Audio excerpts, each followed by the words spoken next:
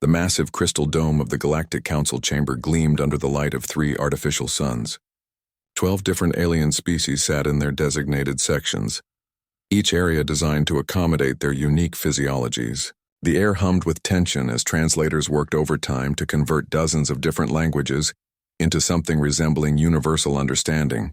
High Commander Velthar of the Zephyrian Empire stood at the center podium, his tall, silver-skinned form radiating authority.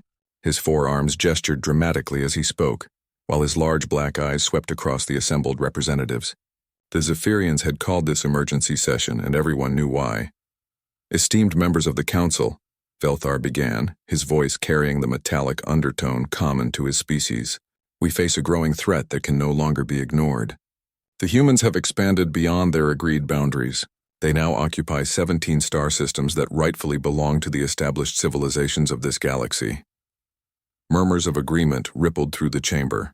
The Corvani delegation, massive bear-like creatures covered in thick blue fur, growled their approval. Their leader, War Chief Thokran, slammed his enormous fist on the table, making the entire structure vibrate. The humans are young and foolish, Thokran rumbled. They stumbled upon faster-than-light travel barely 50 years ago. They do not understand the ancient laws that govern galactic territory. The spider-like Thraxians clicked their approval, their mechanical implants glowing brighter as their excitement increased. Ambassador clicks the spoken rapid, clicking sounds that the translators converted into standard galactic speech. Our automated defense systems have detected human ships in forbidden zones, Clixtha announced. They ignore our warning signals. They show no respect for established boundaries. From his observation deck high above the main floor, Commander Jake Morrison watched the proceedings with careful attention. As the official human representative to the Galactic Council, he had been granted observer status but no voting rights. The humans were still considered a probationary species by the Council's standards. Jake was a lean man in his early 40s, with graying hair and sharp blue eyes that missed nothing. He wore the simple blue uniform of the United Earth Diplomatic Corps, a stark contrast to the elaborate ceremonial clothing and natural features of the alien delegates below. His hands remained steady as he took notes on his portable tablet, but inside he felt a growing sense of unease. The discussion continued for hours. One by one, the alien species voiced their complaints about human expansion. The Zelani, graceful humanoids with translucent skin, spoke of humans disrupting their meditation planets. The Gorliks, heavy-set reptilian creatures, complained about human mining operations and asteroid belts they claimed as their own. What disturbed Jake most was not the complaints themselves, but the tone. The aliens spoke about humans as if they were discussing a minor pest problem. There was no respect in their voices, no acknowledgement that humanity might have legitimate reasons for their expansion. To them, humans were simply an upstart species that needed to be taught their place. Admiral Zorketh of the Vorthan hegemony finally stood to address the assembly. The Vorthans were perhaps the most powerful military force in the galaxy, and their word carried enormous weight. Zorketh was tall and imposing, with skin that shifted colors based on his emotions. Right now it displayed the deep red of anger. The time for patience has ended, Zorketh declared. The humans must be given a clear choice. They will withdraw from the disputed systems, or they will face the combined military might of this alliance. The chamber erupted in approval.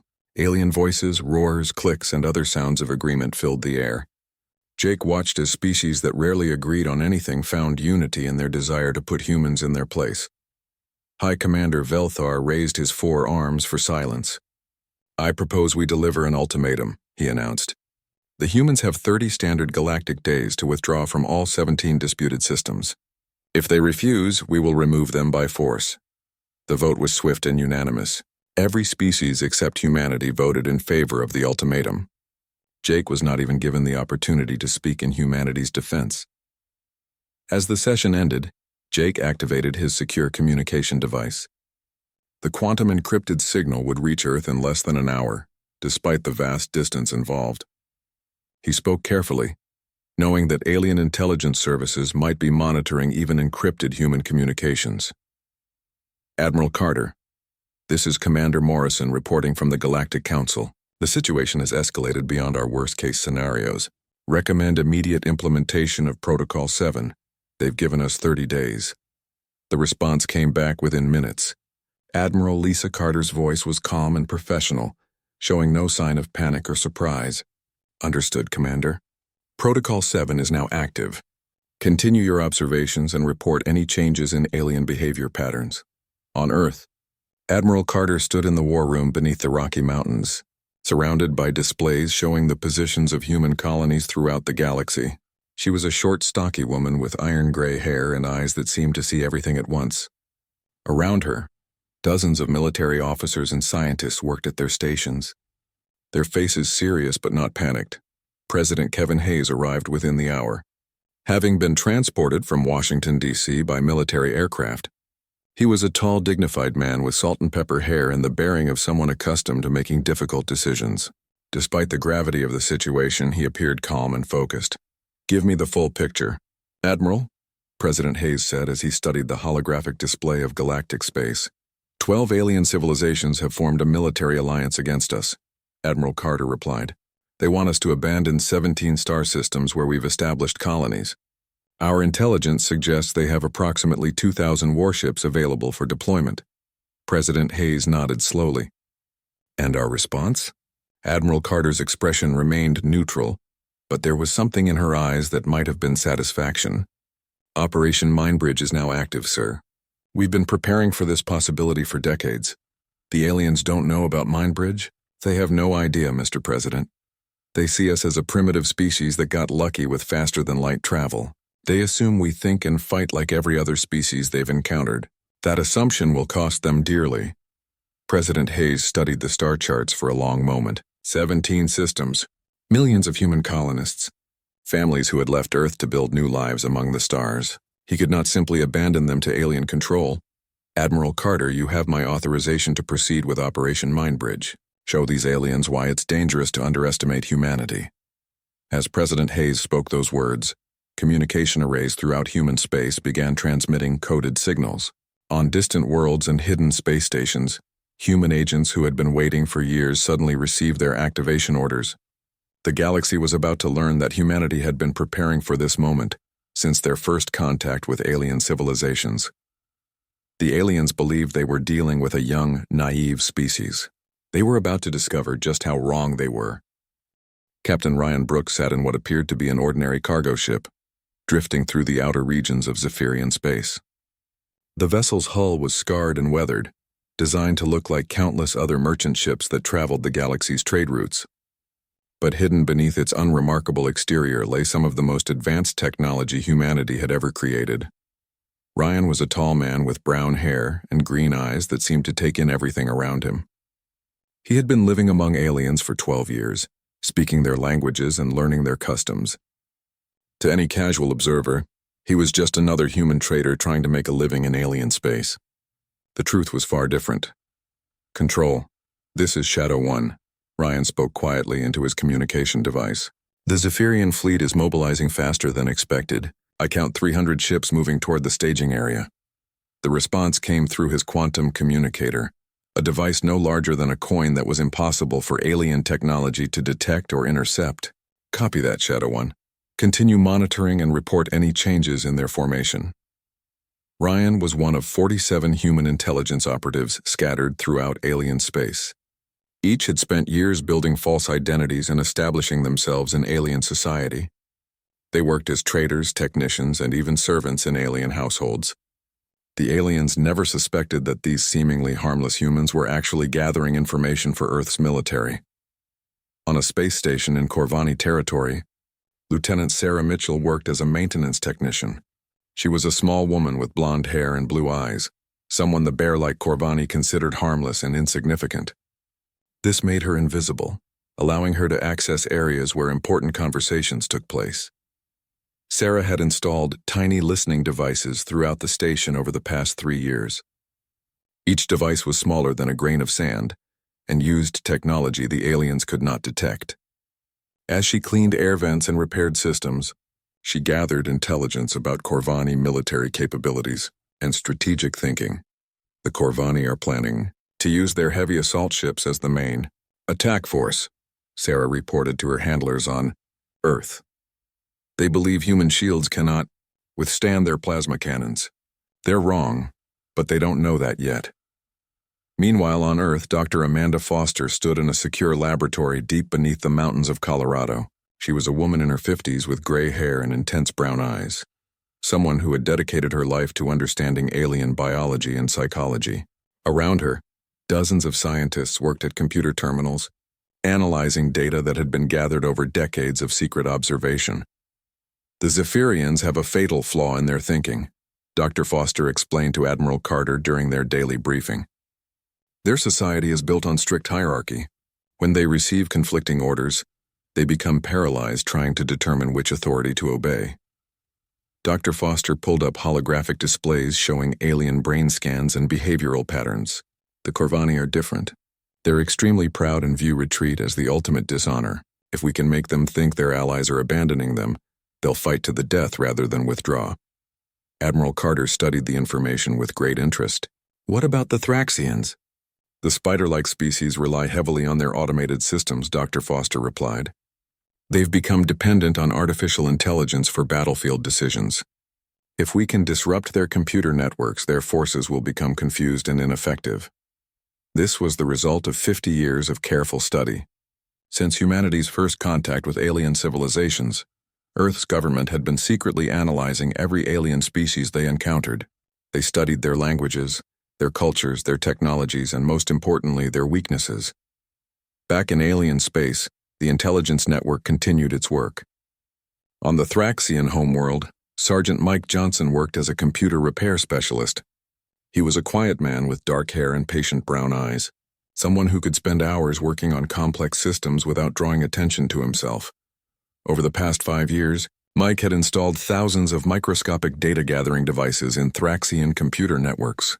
The spider-like aliens never suspected that their most sensitive military information was being copied and transmitted to Earth. They trusted their automated security systems, not knowing that humans had learned to bypass those systems years ago. The Thraxian automated fleet uses a central command network. Mike reported to Earth, if we can inject the right virus into their system, we can turn their own ships against each other. On the alien flagship Eternal Dominion, Fleet Admiral Korxani reviewed reports from his intelligence officers. He was a member of the Draknari species, tall and reptilian with golden scales and yellow eyes. The Draknari considered themselves the most intelligent species in the galaxy, which made them naturally arrogant. Sir, we're detecting unusual human activity in several sectors, reported his intelligence chief. Increased communications traffic and ship movements. Admiral Korxani barely looked up from his battle plans. Of course they're panicking. They know they cannot stand against our combined fleets. Pay no attention to their desperate preparations.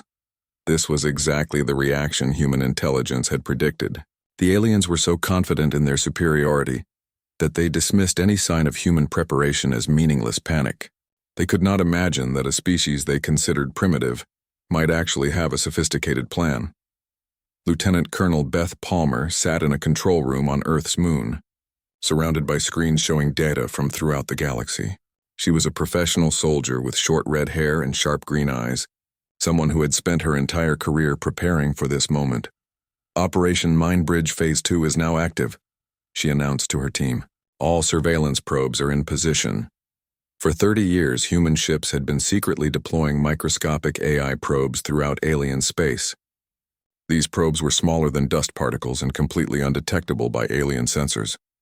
They had attached themselves to alien ships, space stations, and even individual soldiers, creating a vast intelligence network. The probes transmitted data using quantum entanglement, a technology the aliens didn't fully understand. This meant human intelligence could monitor alien activities in real time, no matter how far away they were. We have complete coverage of the alien fleet, reported one of Beth's technicians.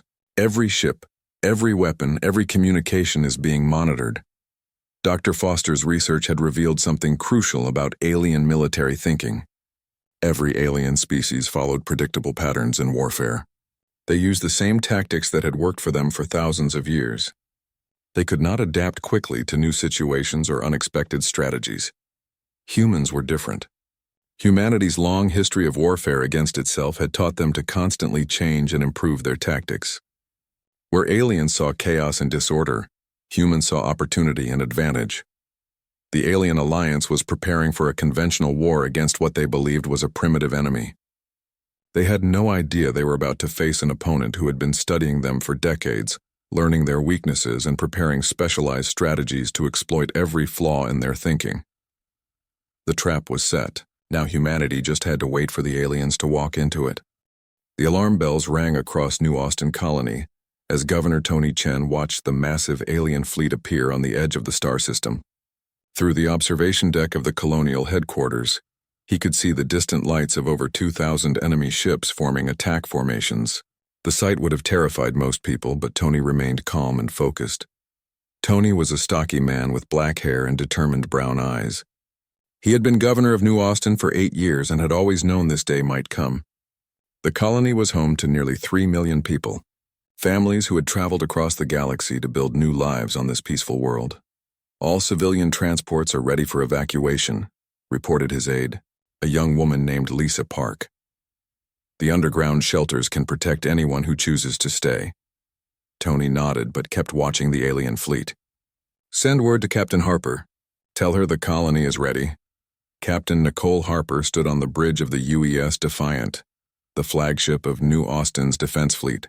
She was a tall woman with short brown hair and intense blue eyes that reflected years of military experience. Around her, 40 human warships prepared for battle against impossible odds. The human ships were smaller than their alien counterparts, built for speed and maneuverability rather than heavy armor. Each ship carried weapons that the aliens had never encountered before, along with defensive systems designed specifically to counter alien technology. Captain, the alien fleet is moving into attack formation, reported Lieutenant Commander Paul Grant from his position at the tactical station. 2,037 ships confirmed. Nicole studied the holographic display showing the approaching enemy.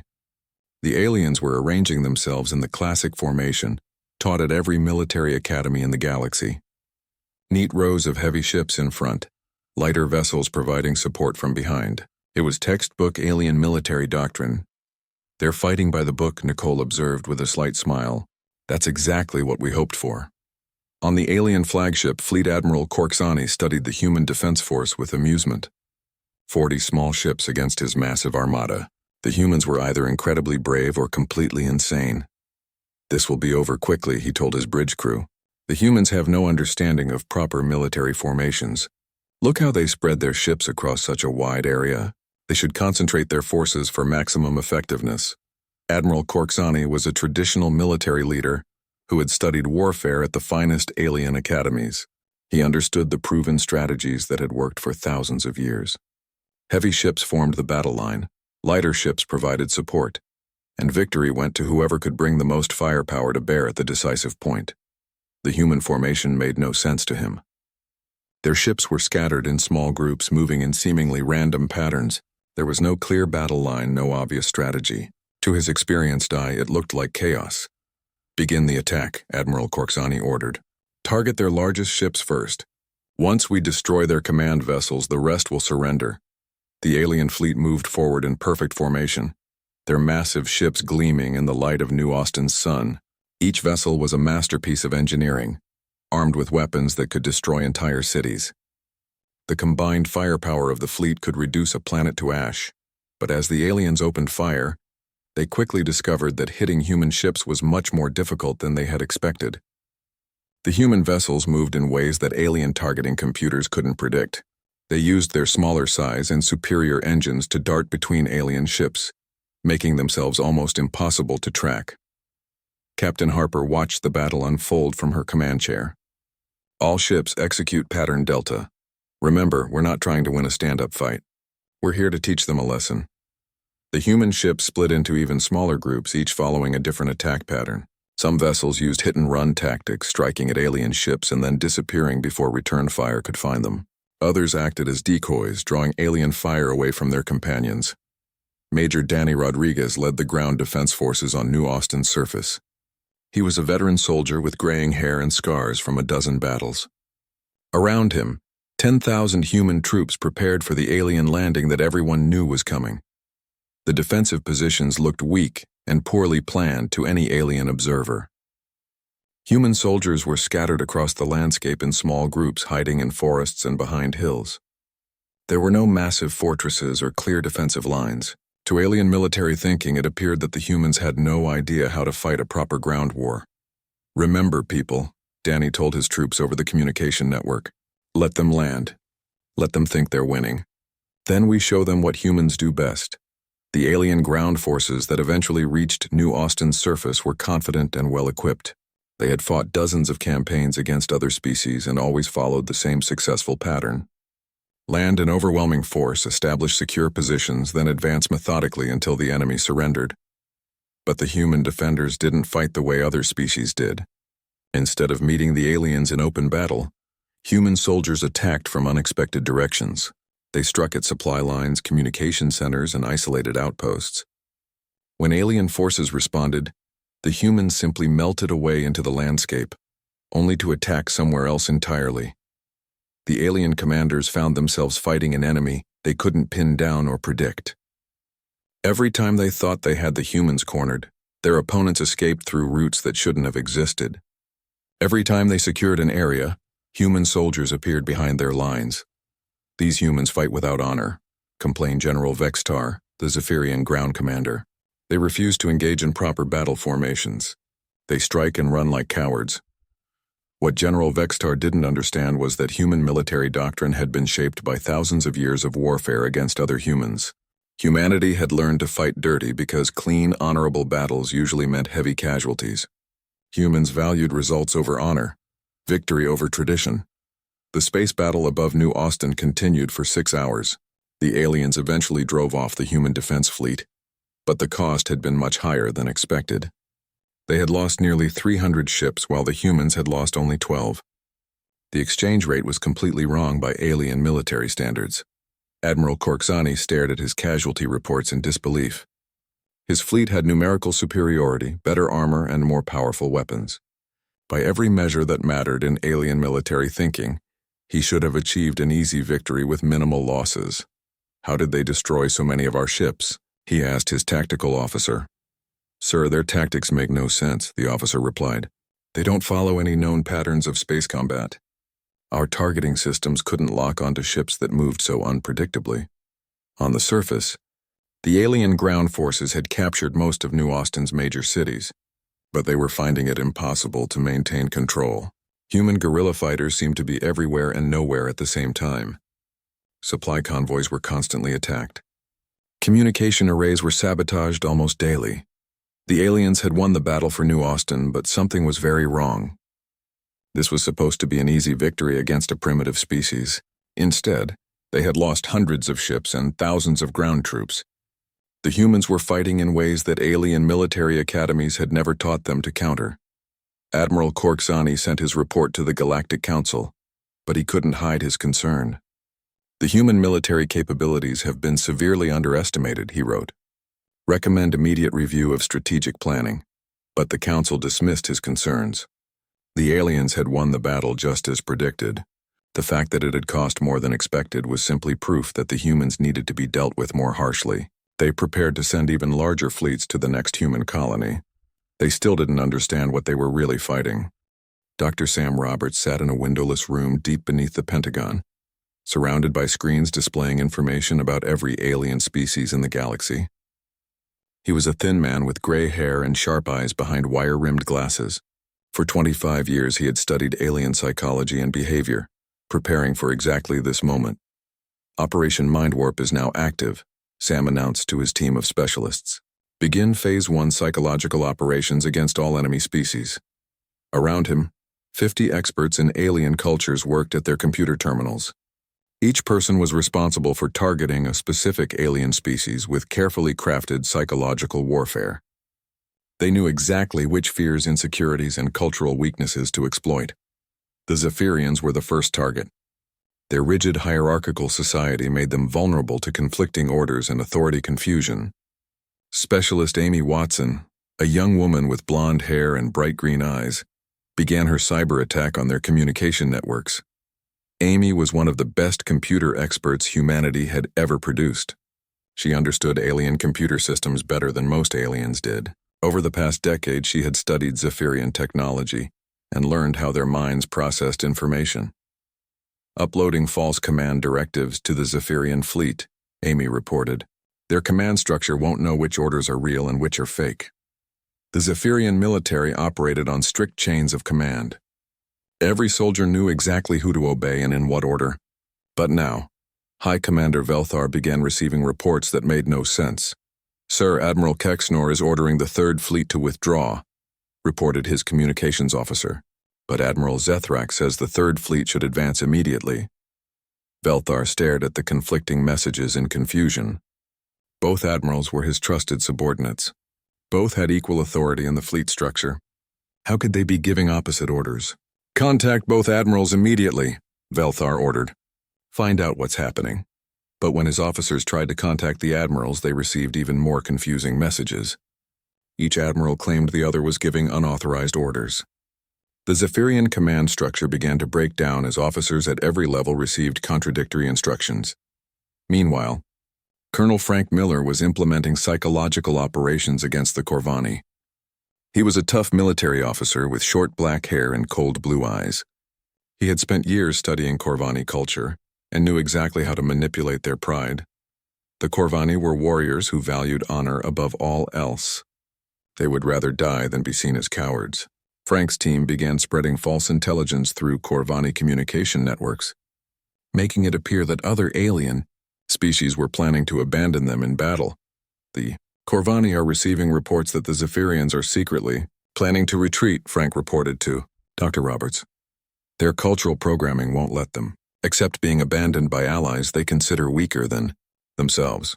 War Chief Thokran read the intercepted messages with growing anger. According to the intelligence reports, the Zephyrians were planning to withdraw their fleets if the battle went badly. The spider-like Thraxians were apparently making secret deals to avoid combat entirely.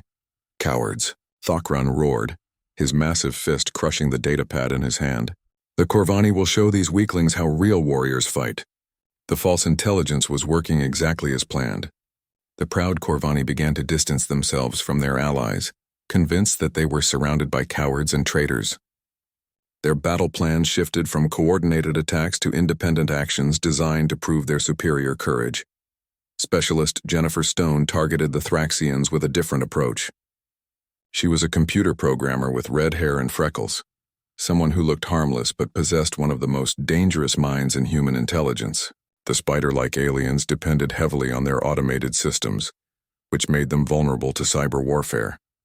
Initiating logic virus deployment into Thraxian battle networks, Jennifer reported. Their AI systems are about to encounter some very confusing data. The Thraxians had spent centuries perfecting their automated battle systems. Their computers could process information faster than biological brains and make tactical decisions in microseconds. But the human virus introduced impossible scenarios that the alien AI couldn't resolve. Ambassador Clixtha watched in horror as his automated defense systems began behaving erratically. Ships that should have been moving forward suddenly stopped. Weapons that should have been targeting human vessels instead aimed at empty space. The perfect mechanical precision his species prided themselves on was falling apart. Run full diagnostics on all systems, Clixtha ordered his technicians. Something is interfering with our computers. But the human virus was too sophisticated for alien programmers to detect. It hid itself within normal operational code, and activated only when specific battle conditions were met. The Thraxians couldn't find the source of their problems because they didn't understand human thinking well enough to recognize the attack. Dr. Roberts watched the results of his psychological operations with satisfaction. All enemy species are showing signs of internal confusion and mistrust, he reported to Admiral Carter. Phase 2 can begin. Phase 2 involved spreading rumors and false information designed to make each alien species suspect the others of treachery. Humans had studied galactic history and knew about old conflicts and rivalries between different species. Now they began to exploit those ancient tensions. The Draknari received reports suggesting that the Vorthons were secretly planning to claim the best human territories for themselves. The Vorthons got intelligence indicating that the Draknari were making separate peace deals with human colonies. Each species began to suspect that their allies had hidden agendas. Captain Ryan Brooks, still posing as a merchant in Zephyrian space, watched the alien fleet with amazement. Ships that should have been working together were operating independently, Communication between different species had become sporadic and suspicious. "The Alliance is breaking down faster than we predicted," Ryan reported to Earth. "Half the fleet commanders are no longer talking to each other." On the alien flagship, Admiral Korksani struggled to maintain control of his coalition forces. Every day brought new reports of conflicts between allied species. The Corvani accused the Zephyrians of cowardice. The Thraxians claimed their automated systems were being sabotaged by jealous biological species. "This makes no sense," Admiral Korksani told his staff. "We've worked together for decades. Why are our allies turning against each other now?" What the Admiral didn't understand was that the Alliance had always been fragile. Different species had different goals, different methods, and different ideas about how the galaxy should be organized. The only thing that had held them together was their shared belief in their superiority over humans. Now human psychological warfare was systematically destroying that unity. Each species began to believe that the others were incompetent, treacherous, or secretly working against them. Trust, which had taken decades to build, crumbled in a matter of weeks. The most devastating aspect of the human campaign was its subtlety. The aliens never realized they were under attack. They thought their problems were caused by internal politics and old rivalries. They blamed each other instead of recognizing that an outside force was manipulating them. Lieutenant Colonel Beth Palmer monitored the alien communications from her base on the moon. "Enemy coordination is down 60%, she reported. "They're spending more time arguing with each other than planning attacks on our colonies." Dr. Roberts smiled as he read the latest intelligence reports. The psychological warfare campaign was exceeding all expectations. The aliens had superior technology and overwhelming numbers, but they were losing the war because they couldn't work together. "Phase 3 begins tomorrow," he announced to his team. "Time to show them what happens when they fight an enemy that understands how their minds work." The final battle began when the remaining alien fleet arrived at Earth's solar system. Admiral Korksani had managed to hold together barely half of his original force. The psychological warfare campaign had torn the alien alliance apart, but the survivors were desperate and angry. They knew this was their last chance to defeat humanity. Admiral Lisa Carter stood on the bridge of the UES Armstrong, humanity's largest space station orbiting Earth. Through the massive viewing windows, she could see the blue and green planet that had given birth to her species. Behind her, 1,000 human warships waited in defensive positions throughout the solar system. Lisa was a veteran commander with silver hair and steel-gray eyes that had seen too many battles.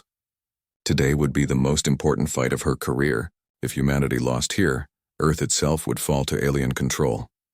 "Admiral, the enemy fleet is approaching the outer marker," reported Captain Steve Anderson from his position at the tactical station.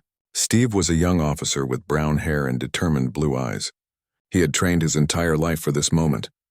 "All ships prepare for engagement," Lisa ordered. "Remember, we're not just defending our planet.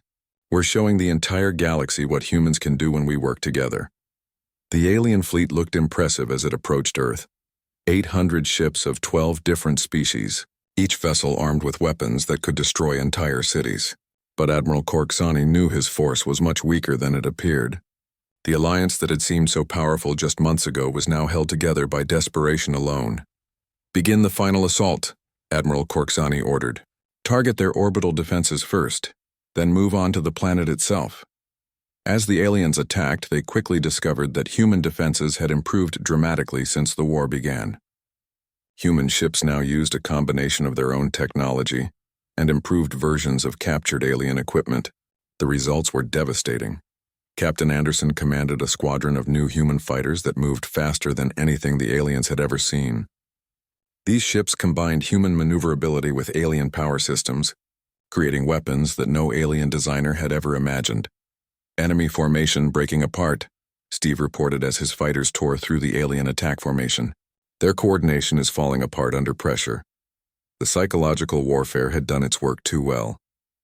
Under the stress of battle, the remaining alien species reverted to their individual fighting styles. The Corvani charged forward without waiting for support. The Zephyrians hesitated, waiting for orders that never came clearly. The Thraxians relied on automated systems that had been corrupted by human viruses. President Kevin Hayes watched the battle from a secure bunker beneath the Rocky Mountains. Beside him, Military advisors provided constant updates on the fighting above Earth. The president was a calm man with gray hair and wise eyes, someone who had guided humanity through its darkest hour. "Sir, our forces are reporting heavy enemy losses," announced General Patricia Wells, the president's military advisor. "The alien fleet is down to less than 400 ships." President Hayes nodded but remained focused on the larger picture. This battle was about more than military victory. It was about establishing humanity's place in the galaxy for generations to come. High Commander Velthar found his Zephyrian forces trapped between human fighters and his own supposed allies. The careful hierarchy that had guided his species for thousands of years was collapsing under the strain of combat. His officers were receiving contradictory orders from multiple sources. "Sir, Admiral Kexnor is ordering us to withdraw," reported his communications officer. "But Admiral Zethrak says we should advance immediately." Both orders are false, Velthar realized with growing horror. The humans have been manipulating our communications for months. The revelation came too late. Zephyrian ships were scattered across the battlefield, each following different orders that led them into human ambushes. The species that prided itself on perfect organization was defeated by their own confusion. War Chief Thokron led his Corvani warriors in a desperate charge against the human battle line. The massive bear-like aliens fought with the fury of their ancestors, but fury alone was not enough. Human ships danced around the slower Corvani vessels, striking at weak points with surgical precision. For the honor of the Corvani, Thokron roared as his flagship exploded around him. His final transmission was picked up by human intelligence, who noted it as another example of alien predictability. Ambassador Klixtha watched his automated Thraxian battle fleet destroy itself as corrupted systems turned weapons on their own ships. The spider-like aliens had trusted their computers completely, never imagining that an enemy might understand their technology well enough to turn it against them. "All systems compromised," his technicians reported. "The humans have infected our entire network." Admiral Korksani saw his carefully planned invasion falling apart around him. Species that had worked together for decades were now fighting independently, their coordination destroyed by human psychological manipulation. His superior numbers meant nothing when his forces couldn't work together. "All ships concentrate fire on the human command station," he ordered desperately. "If we can destroy their leadership, we might still win." But the human command structure was nothing like alien military organization.